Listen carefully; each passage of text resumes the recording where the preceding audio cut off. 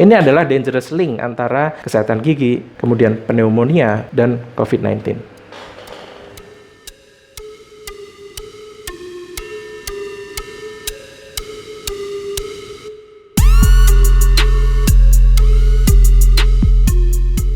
Halo Sobat Kuntuk yang Budiman, hari ini kita akan melakukan seminar online dengan tema kesehatan gigi sebagai investasi, paradigma milenial sebagai peningkatan kualitas hidup. Seminar ini akan dilakukan secara online di Zoom dalam rangka untuk mengumpulkan donasi berupa infak dan sedekah untuk Yayasan Insan Madani atau YIM. Simak terus.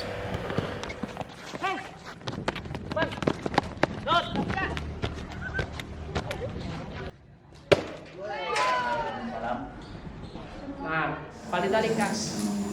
Beliau bersama dia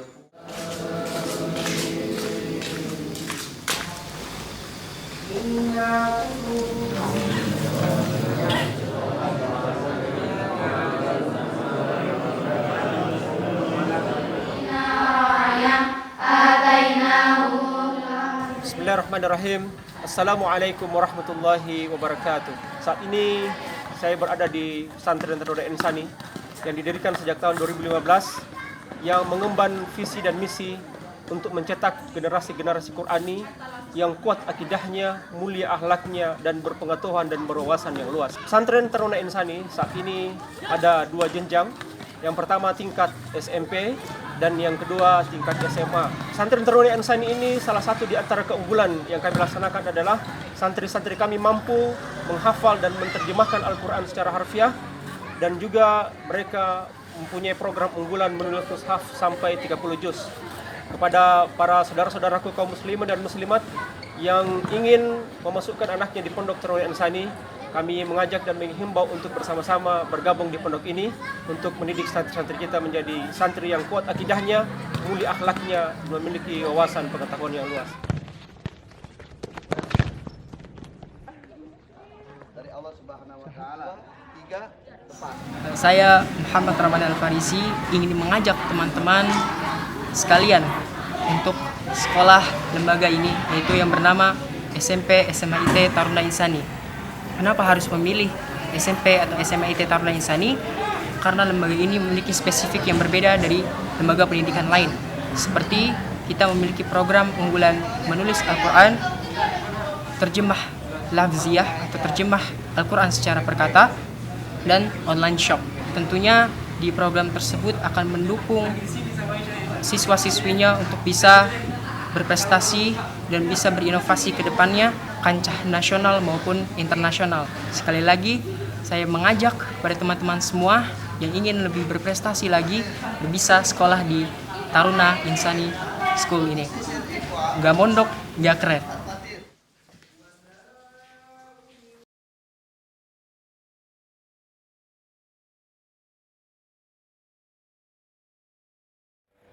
Jadi ini kita sambil nunggu ya, kira-kira 5 menit lagi seminar akan dimulai. Sambil nunggu audiens, kita sambil nonton slide-slide edukasi kesehatan gigi.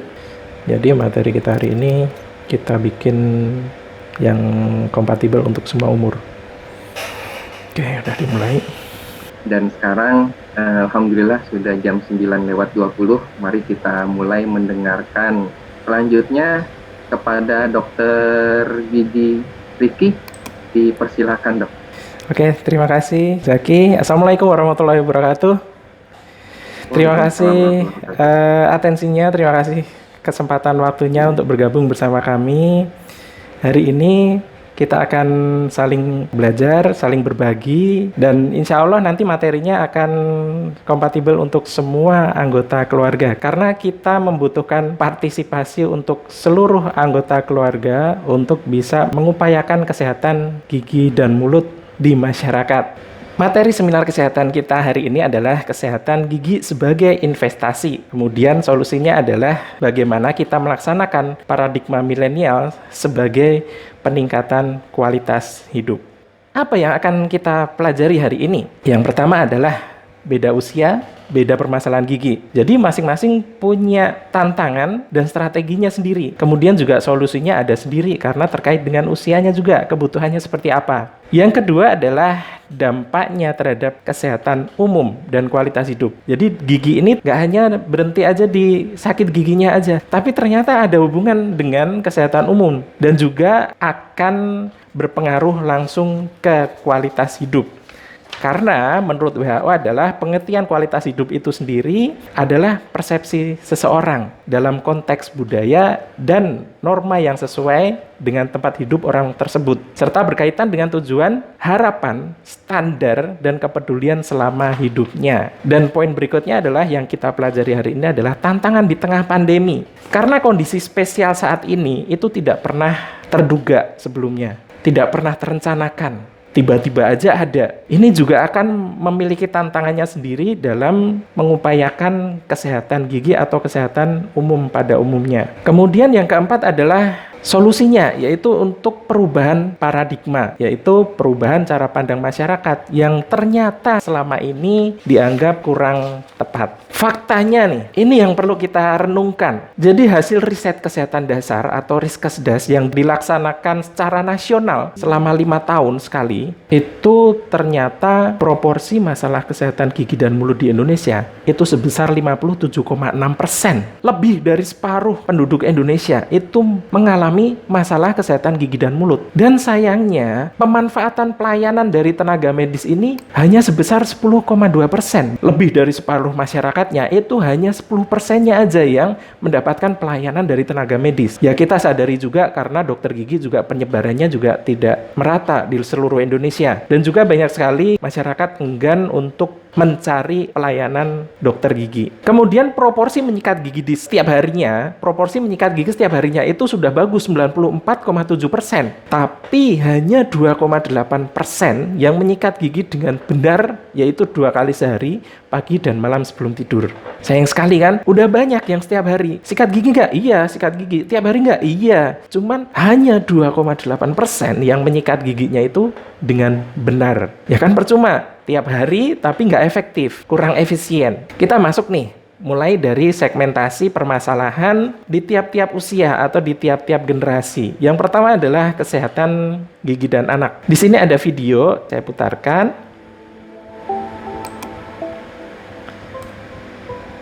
Nah, di sini kita lihat bahwa permasalahan kesehatan gigi pada anak tidak hanya pada kesehatan keutuhan giginya aja, nggak melulu hanya pada gigi berlubang atau gigi sakit aja, tapi di sini ada aspek tumbuh dan kembang. Di video ini kita bisa melihat pertumbuhan dan perkembangan gigi. Ini adalah gigi anak. Dia tumbuhnya bertahap, depan dulu baru belakang. Kemudian seiring dengan waktu, kita tunggu di sini, ini udah lengkap gigi anaknya. Kemudian gigi dewasa mulai tumbuh di sini. Nah, posisinya seperti ini dan dia lambat laun akan muncul keluar. Bisa kita lihat bareng-bareng di sini bahwa gigi anak akan digantikan oleh gigi dewasa. Tantangannya adalah mengupayakan bahwa tidak terlalu cepat atau tidak terlalu lambat. Apa pengaruhnya jika terlalu cepat? Misalkan, terlalu cepat gigi anak dicabut atau lepas sendiri mungkin. Karena mungkin jatuh atau mungkin ompong atau gigis karena karies atau keropos giginya. Akhirnya adalah gigi dewasanya kehilangan panduan untuk tumbuh gitu. Di sini kan bisa kita lihat bahwa tumbuhnya itu dia panduannya adalah panduan dari posisi gigi anak. Itu tadi kalau terlalu cepat. Nah, gimana kalau terlalu lama? Terlalu lama ini misalkan nih, gigi anak harusnya udah lepas, tapi nggak lepas-lepas. Kalau nggak lepas-lepas artinya gigi dewasanya jadi terhalang. Jadi kalau terhalang, nanti dia tidak akan bisa keluar di tempat yang tepat. Mungkin dia akan tumbuh di tempat lain, atau posisinya lain, atau arahnya nggak lurus lagi. Ya, orang sebutnya gingsul. Nah, itu kan karena terjadi pertumbuhan yang tidak sesuai dengan jadwalnya. Nah, seperti ini. Ini udah mulai gigi bercampur. Ada gigi anak dan gigi dewasa, dan ini gigi anak udah lepas semua, tinggal nunggu sisa-sisa gigi dewasa yang belum tumbuh. Nah, geraham ketiga tumbuh terakhir di sini. Biasanya nyebabin sakit dialami oleh remaja-remaja usia 17 atau 20-an dia baru muncul di belakang. Kadang ada yang bertanya-tanya, saya udah dewasa tapi kok giginya masih tumbuh. Nah, gigi yang geraham ketiga ini nih yang tumbuh nih. Biasanya kurang tempat dan bisa menyebabkan sakit kalau tempatnya nggak ada, terlalu sempit. Nah, kita lanjutkan di permasalahan gigi anak-anak dan efeknya secara biologi, secara psikologis, dan secara sosialnya seperti apa. Secara biologi jelas giginya rusak. Secara fungsi, dia tidak bisa melakukan fungsinya dengan benar. Sakit anaknya. Di sini, menurut penelitian, 37% anak harus absen dari sekolah dengan jumlah absen rata-rata 2 hari per anak dalam setahun karena sakit gigi. Sayang sekali kan? Kasihan kan? Nah, kemudian rasa sakit menyebabkan 29% anak mengalami gangguan tidur. Kemudian akibat itu di sekolahnya juga ngantuk, sulit konsentrasi, tidak bisa aktif dalam berbagai kegiatan sekolah yang membuat mereka tak mampu menyerap materi pelajaran. Efeknya sampai segitu ya ternyata ya. Ya iya, karena kan sakit gigi mana bisa optimal untuk melakukan aktivitas sehari-hari termasuk sekolah. Nah, sosialnya seperti apa? Sosialnya juga terpengaruh juga. Anak yang bermasalah dengan gigi dan mulut cenderung 2 kali lebih rentan untuk mengalami krisis kepercayaan, pesimistis, kesulitan bersosialisasi, bahkan menolak untuk memperlihatkan senyum mereka dibanding anak-anak yang memiliki gigi dan mulut yang sehat. Sampai seperti itu ternyata ya. Anak-anak nih kegiatannya selain di sekolah kan pasti di masyarakat atau di rumah bermain dengan temannya gitu. Dan kita tahu bahwa masalah gigi ini sensitif ya, terutama kalau bullying, jadi perundungan itu diejekin kan biasanya giginya, jadi gigi ini jadi bahan ejekan teman-temannya. Itulah sebabnya bahwa anak akan menjadi anak yang minder, gak percaya diri. Makin bertambahnya usia, risiko ini tidak hilang begitu saja, bahwa kita tahu karirnya juga akan nggak lancar. Kenapa bisa begitu? Coba kita ingat deh, bahwa banyak profesi yang mewajibkan atau mensyaratkan gigi yang sehat. Misalnya tentara, polisi, buat yang cewek-cewek mungkin punya cita-cita jadi pramugari. Itu semua mensyaratkan gigi sehat. Sekarang dari masalah anak-anak pindah ke permasalahan di usia produktif, yaitu sebanyak 66,7% masyarakat yang mengeluhkan sakit gigi mengaku pekerjaannya terganggu rata-rata selama 4 hari. Lumayan dong, 4 hari hanya untuk ngurusin sakit gigi. Di usia produktif ini, orang akan tersita waktunya untuk bekerja. 4 hari tidak bekerja, itu akan kerasa banget untuk orang-orang yang pekerja harian. Produktivitasnya turun pasti. Kemudian di usia-usia dewasa, kita juga akan menghadapi masalah gigi pada ya. Di sini terbukti bahwa penyakit peradangan jaringan pendukung gigi dapat menyebabkan terjadinya bayi lahir prematur yang mungkin juga disertai dengan berat badan lahir rendah atau BBLR. Kita lihat di sini gambarnya, jaringan pendukung gigi itu apa sih? Ini ada gigi, kemudian ada dukungan. Dukungan agar dia menancap atau tetap pada tempatnya, tidak goyah dan tidak lepas. Maka yang disebut pendukung gigi adalah ada gusi, ada tulang. Peradangan jaringan pendukung gigi artinya peradangan gusi yang dilanjutkan ke peradangan di tulang. Nah, peradangan itu disebabkan oleh karang gigi, plak gigi, kemudian di situ ada bakteri. Bakteri masuk ke pembuluh darah, akhirnya akan di seluruh tubuh menyebabkan terjadinya kelahiran prematur atau berat badan lahir rendah. Jadi penting sekali wanita hamil untuk selalu menjaga kesehatan gigi. Masalahnya kan wanita hamil nih kalau sikat gigi juga kadang mual, males. Nah, itu yang harus diperbaiki. Beralih ke permasalahan gigi pada usia lanjut. Nah, di sini ternyata gigi itu tidak hanya melulu soal sakit gigi, gigi goyang, gigi berlubang. Ternyata efeknya bisa sampai ke paru-paru, ke jantung, stroke bahkan, kemudian ke diabetes. Kehilangan gigi itu kondisi yang melemahkan dan sifatnya itu permanen. Jadi kehilangan gigi meningkat seiring dengan bertambahnya usia akibat efek akumulasi dari karies atau gigi berlubang, kemudian sakit peradangan jaringan pendukung gigi, atau mungkin kegagalan perawatan gigi yang udah dilakukan gagal di kemudian hari. Itu jadi masalah. Kehilangan gigi ini memberikan pengaruh negatif tidak hanya pada fungsi mulutnya aja, tapi juga pada kehidupan sosial dan kegiatannya sehari-hari. Kehilangan gigi juga mempunyai dampak fungsional, sistemik, dan emosional. Dampak fungsional itu berupa gangguan pada proses bicara juga dan pengunyahan. Dampak sistemiknya atau seluruh tubuhnya itu berupa kekurangan nutrisi karena ngunyahnya juga susah. Kemudian juga ada hubungannya juga dengan osteoporosis. Dampak emosionalnya ada juga berupa hilangnya kepercayaan diri sehingga mengubah tingkah laku dalam bersosialisasi. Kehilangan gigi juga dapat mempengaruhi kesehatan umum dan rongga mulut, sehingga akan mempengaruhi kualitas hidup secara keseluruhan. Sekarang kita masuk ke tantangan di tengah pandemi. Di tengah pandemi COVID ini tantangannya bertambah, ekstra. Yang pertama adalah bahwa dokter gigi hanya melayani tindakan darurat, tindakan yang melibatkan perdarahan, pembengkakan, infeksi, rasa sakit yang tidak tertahankan. Dokter gigi membatasi tindakan ini hingga mereka atau klinik-klinik sudah memiliki kelengkapan yang pas untuk pencegahan penularan COVID-19. Ketika dia udah lengkap, kita akan buka lagi dengan aturan the new normal untuk klinik gigi.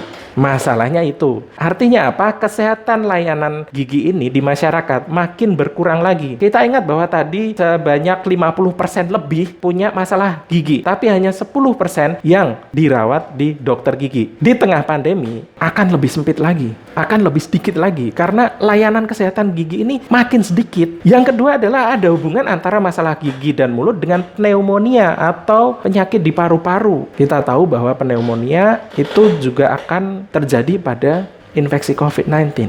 Artinya jika dia udah punya pneumonia duluan atau dia punya risiko pneumonia gara-gara masalah gigi, itu akan meningkatkan risiko keparahan ketika dia akan terinfeksi COVID-19. Ini adalah dangerous link antara kesehatan gigi, kemudian pneumonia, dan COVID-19. Dari tantangan-tantangan tadi, kita simpulkan kita harus punya solusi. Solusinya apa?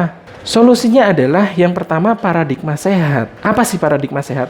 Paradigma sehat ini kita gaungkan terus-menerus pada saat ini untuk mengganti atau untuk mengubah paradigma yang telah lama. Paradigma yang telah lama itu apa? Paradigma sakit. Di kedokteran gigi, di kesehatan gigi, paradigma sakit ini sangat sudah memasyarakat dari dulu. Seperti apa contohnya? Kalau nggak sakit, kalau nggak bengkak banget, kalau nggak berdarah banget, kalau nggak bau banget, itu nggak akan melakukan perawatan di dokter gigi. Selama sakitnya masih bisa diobatin sendiri, selama masih bisa ditahan, selama giginya masih bisa sembuh sendiri, itu akan dibiarkan. Dan akhirnya apa? Akhirnya rontok, keropos, ompong. Kalau terinfeksi, infeksinya akan menyebar kemana-mana. Paradigma sakit, dia hanya ke dokter gigi ketika sakit. Kita berlakukan mulai sekarang adalah paradigma sehat, yaitu pencegahan dan edukasi. Pencegahan sebelum gigi itu sakit, kita harus melakukan intervensi sehingga dia tidak menjadi penyakit. Dan edukasi ini penting sekali untuk seluruh anggota masyarakat, seluruh anggota keluarga, baik itu dia fungsinya sebagai kepala keluarga, sebagai seorang suami, sebagai seorang istri, sebagai seorang anak, sebagai seorang kakek nenek, itu edukasi harus berjalan secara komprehensif. Nah, dihubungkan dengan kondisi milenial sekarang ini, edukasi ini semakin gampang dilakukan. Edukasi ini adalah kewajiban masyarakat untuk sesama. Bahwa di teknologi informasi ini, semua informasi kesehatan mudah sekali didapatkan, mudah sekali dibagikan, mudah sekali diperlihatkan, ditunjukkan, dicontohkan. Tapi ingat bahwa di luar sana ada yang namanya hoax medis. Jadi harapannya adalah untuk mendapatkan informasi yang benar dari sumber yang benar baru di-share. Di-share ke istrinya, ke suaminya, itu adalah satu usaha edukasi. Di-share ke anaknya share ke temannya, itu adalah edukasi. Itulah paradigma sehat. Kemudian kebiasaan yang baik. Kebiasaan yang baik di sini adalah bahwa perubahan kebiasaan-kebiasaan yang ternyata salah. Seperti tadi, 90% lebih sudah melakukan sikat gigi tiap hari. Kebiasaan, oke, bagus. Tiap harinya dapat. Tapi apakah baik? Belum baik, karena masih belum tepat. Karena 2,8% dari yang 90% tadi ternyata melakukannya dengan cara yang salah. Kita kembalikan lagi ke aturan yang benar. Sikat gigi kapan sih? 2 kali. Kapan aja, pagi dan malam sebelum tidur. Ada yang tiap hari tapi cuma sekali. Ada yang tiap hari udah 2 kali tapi waktunya salah. Waktunya salah itu seperti apa? Pagi sikat gigi, oke, udah bener. Sikat gigi yang kedua nih yang salah, yaitu sore hari ketika mandi. Padahal di situ masih ada makan malam, masih ada ngemil. Nah, itu kan yang kurang baik. Jadi dianggap salah.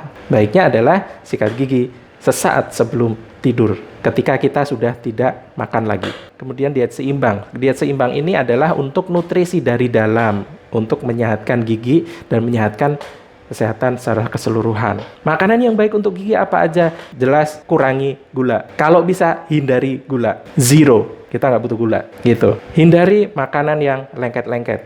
Hindari minum soda. Semeriwing-semeriwing kadang seger nih di siang hari. Hindari. Kurangi. Saya tidak menyebutkan harus dilarang. Saya tidak melarang sepenuhnya, tapi kurangi. Kalau kita harus mengkonsumsi makanan yang seperti itu, kita juga punya solusi. Solusinya apa? Netralkan dengan air putih. Diminumin air putih, dikumurin air putih. Nggak perlu kita makan seperti itu, kemudian setelahnya harus sikat gigi, nggak perlu. Sikat gigi cuma 2 kali aja sehari. Selebihnya netralkan dengan air putih, karena gula yang menempel di rongga mulut akan dicerna oleh bakteri dan menghasilkan asam. Asam akan melarutkan gigi. Intinya adalah menetralkan asam itu agar tidak terakumulasi di rongga mulut. Itu tadi adalah paradigma sehat untuk pencegahan, untuk mencegah sebelum semuanya terjadi agar tidak menjadi penyakit yang lebih parah. Bagaimana jika sudah terlanjur parah atau sudah terlanjur rusak di giginya atau terlanjur sakit, atau mungkin hari ini ada teman-teman audiens nih yang lagi sakit gigi atau lagi punya permasalahan gigi. Solusinya seperti ini. Ini udah dikondisikan selama pandemi ya. Selama pandeminya seperti apa sih? Karena layanan kesehatan akan sulit sekali dicari, terutama gigi. Yang pertama adalah cari informasi dari rumah aja. Nggak perlu kelilingan nyari klinik gigi yang buka. Sekarang udah teknologinya, teknologi informasi, sosial media udah banyak, tinggal cari sosial medianya, klinik itu buka atau enggak. Kalau ada sosial medianya, biasanya ada kontak personnya yang bisa ditelepon, ditanyakan apakah melayani perawatan gigi atau enggak. Kalau dia klinik tersebut atau dokter gigi tersebut berani melakukan perawatan gigi, artinya prosedurnya udah sesuai dengan standar prosedur untuk penanggulangan infeksi COVID. Tapi kalau ternyata tutup, artinya klinik tersebut masih dalam tahap. Jadi harapannya tidak lama lagi klinik gigi akan buka seluruhnya secara reguler dan sudah siap untuk menghadapi pencegahan penyebaran COVID-19. Jadi pelayanan kesehatan gigi akan kembali normal seperti biasa. Hanya saja yang menjadi normal yang baru adalah prosedurnya lebih ketat lagi. Hubungi dokter gigi sebelum berkunjung. Telepon dulu. Ya, jangan datang dulu ternyata tutup. Datang dulu ternyata nggak diterima. Dokternya hanya menerima yang darurat-darurat aja. Oh, ini belum darurat nih karena nggak sakit, misalkan kayak gitu. Hubungi dulu. Dan jujur ini adalah ceritakan masalah gigi Anda pada dokter giginya. Jujur. Jadi nanti dokternya akan tahu apakah kasus ini harus segera dikerjakan atau bisa ditunda atau bahkan nggak perlu gitu. Nggak perlu. Nggak butuh sebenarnya. Jadi nggak usah dirawat nggak apa-apa. Ya misalkan behel atau apa, veneer misalkan, atau perawatan estetik. Itu bisa jadi nggak perlu. Ada yang darurat, ada yang harus sekarang, ada yang bisa ditunda, ada yang nggak perlu. Nah itu hubungi dokternya dulu untuk memastikan. Karena jangan sampai kita udah keluar rumah, ternyata tutup, ternyata nggak diterima, kita udah keluar dan berisiko tertular COVID-19. Dan Jujur ini artinya adalah dalam situasi seperti ini kita harus menceritakan apa adanya. Apakah kita dalam kondisi sakit, demam, punya gejala flu, habis bepergian ke kota lain, itu harus jujur. Mungkin itu materi dari saya. Semoga bermanfaat, dan satu kutipan yang mungkin bisa sebagai pesan diri sendiri dan pesan kepada orang lain di sekitar kita, bahwa berlian bisa dicari, tapi gigi tak akan berganti. Sekian dari saya. Assalamualaikum warahmatullahi wabarakatuh. Saya kembalikan ke Zaki, silakan. Oke guys, acaranya udah selesai dan semoga bermanfaat. Ketemu lagi di sesi berikutnya.